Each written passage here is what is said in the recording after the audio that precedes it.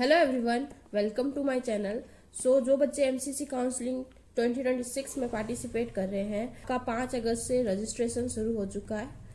आपको रजिस्ट्रेशन आपका 5 अगस्त से शुरू हो चुका है। और तो आप कैंडिडेट एक्टिव एमसीसी काउंसलिंग की वेबसाइट पे जाएंगे और वहाँ पे कैंडिडेट एक्टिव बोर्ड पे NEET UG registration for UG counselling 2026 पर क्लिक करेंगे तो आपको ऐसा शो होगा। ठीक है, ये आपको दिखाई दे रहा है, ऐसा शो होगा। उसके अंदर आपको अपना रोल नंबर, जो आपका नीट यूजी 2026 का roll number, application number, candidate name, mother name, date of birth लिखना पड़ेगा। ठीक है, as per your NEET admit card. ठीक है, एडमिट कार्ड के हिसाब से डालना पड़ेगा सारा। ठीक है, उसके बाद सबमिट कर देना ये सिक्योरिटी पिन लगा के। उसके बाद फिर आप सबमिट आपका सारा ये सब पर्सनल डिटेल्स डाल के, फिर पासवर्ड और डाल के आप सबमिट कर सकते हैं। ठीक है, फिर आप सबमिट करने के बाद आपको ऐसे शो होगा, आपको वेरीफाई करना पड़ेगा। ठीक है, जो मैंडेटरी डॉक्यूमेंट है वो डेट ऑफ बर्थ, 10th की मार्कशीट, 12th की मार्कशीट, आपका NEET UG admit card issue by NTA, NEET UG score card, caste certificate, PWD certificate. ये अगर आप कास्ट सर्टिफिकेट लग रहा है तो वो लगाना है, जो भी ओबीसी रिजर्व कैटेगरी वाले हैं, ओबीसी एससी एसटी वाले। ठीक है, ईडब्ल्यूएस ये, और पीडब्ल्यूडी वाले स्टूडेंट्स हैं वो। ठीक है, ये सब लाना है। और इनकी साइज जो पीडीएफ फॉर्म में देना है आपको, फॉर्मेट है।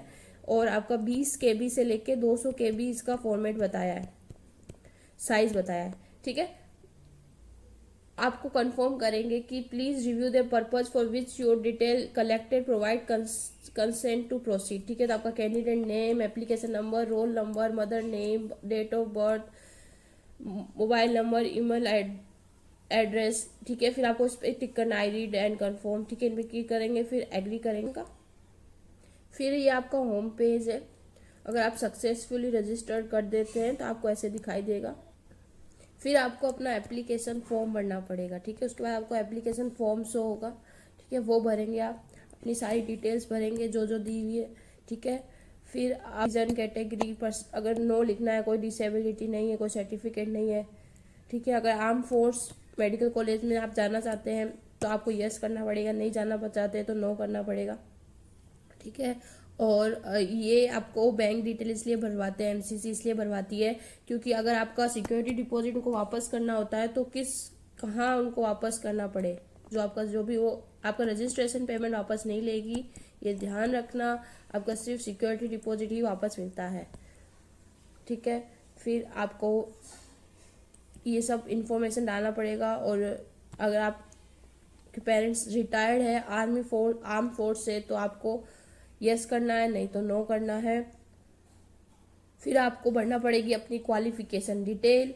उसके लिए फिर आप क्वालिफिकेशन डिटेल में 12th का, जो भी 12th के बारे में डिटेल भरेंगे, कहाँ से स्कूल किया, कहाँ से पासिंग किया। जैसे आपने नीट में भरा था वैसे के वैसे वापस इसमें भरना पड़ेगा।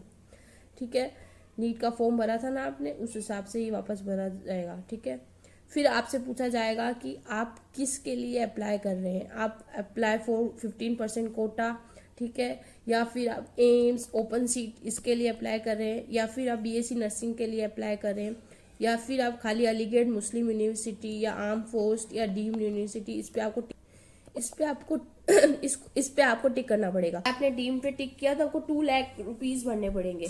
ठीक है, सिक्योरिटी डिपॉजिट। अगर आप इसमें से कोई भी टिक करते हैं तो आपको आपका जो सिक्योरिटी डिपॉजिट है आपकी कैटेगरी के हिसाब से भरना पड़ेगा। और जब आप चॉइस फिलिंग करेंगे तो ये आप जिस हिसाब से टिक करेंगे उसी हिसाब से आपको सीटें नजर आएगी। अगर आपने जो टिक किया है, और जैसे आपने बीएससी नर्सिंग छोड़ दी, बीएससी नर्सिंग टिक नहीं किया तो आपको बीएससी नर्सिंग की सीटें नहीं दिखाई देगी उसके अंदर, ये ध्यान रखना आप। ठीक है, फिर आपको कॉन्टैक्ट डिटेल भरना है। ठीक है, आपका एड्रेस, कंट्री, डिस्ट्रिक्ट भरना है, एड्रेस। ठीक है, फिर आपको अपने डॉक्यूमेंट्स जो भी मैंने आपको बताए थे वो सारे डॉक्यूमेंट्स अपलोड करने हैं। ठीक है, अपलोड करने हैं आपके 10th की मार्कशीट, 12th की marksheet, NEET UG score card, ये सब अपलोड करके पीडीएफ फॉर्मेट में डालना है, स्कैन करके। ठीक है, एक एक करके 20 से 500 केबी का पीडीएफ होना चाहिए। डॉक्यूमेंट वेरिफिकेशन होगा। ठीक है, फिर उसके बाद आपका वेरिफिकेशन, फिर आपको डॉक्यूमेंट वेरिफिकेशन के बाद ऐसा करंट चॉइस फिलिंग, आपकी जो भी अवेलेबल चॉइसेस है ये दिखाई देगा। ठीक है, उसके बाद आप रजिस्ट्रेशन फीस भरेंगे। ठीक है, ऑनलाइन रजिस्ट्रेशन फीस भरेंगे अपनी, जो भी आपका है, उसके बाद आप आराम से चॉइस फिलिंग कर सकते हैं। तो ये आपका प्रोसेस रहेगा, और फिर आप कभी भी साइन इन कर सकते हैं, अपनी चॉइस फिल चेंज कर सकते हैं आपके अकॉर्डिंग, जब तक चॉइस लॉकिंग का टाइम नहीं आ जाता। ठीक है, तो आपका रजिस्ट्रेशन 12 अगस्त लास्ट डेट है, आपका रजिस्ट्रेशन की 12 अगस्त लास्ट डेट है, ये ध्यान में रखना है आपको। ठीक है, ये ध्यान में रखना है।